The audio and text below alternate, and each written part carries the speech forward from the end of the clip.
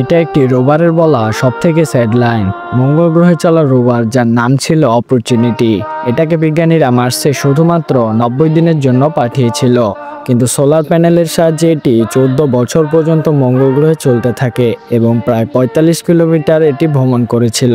যাত্রাপথে মার্সের বিভিন্ন ছবি এটি আমাদের উপহার দেয়। কিন্তু হঠাৎ একটি বিশাল বালুঝড়ের কারণে এর সোলার প্যানেল ঢেকে যায় এবং যখন এটি বন্ধ হওয়ার ঠিক শেষ মুহূর্তে পৌঁছে যায়, তখন এই রোভার তার শেষ মেসেজটি তার ঘর অর্থাৎ পৃথিবীতে পাঠায়। শেষ মেসেজটি ছিল এরকম: আমার ব্যাটারি একদম শেষ হয়ে গেছে এবং সবকিছু অন্ধকার হয়ে যাচ্ছে।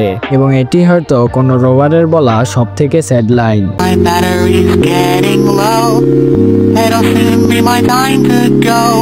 The screen is cracked and I can't see, but I just hope you are listening to my little rhyme that I made for you.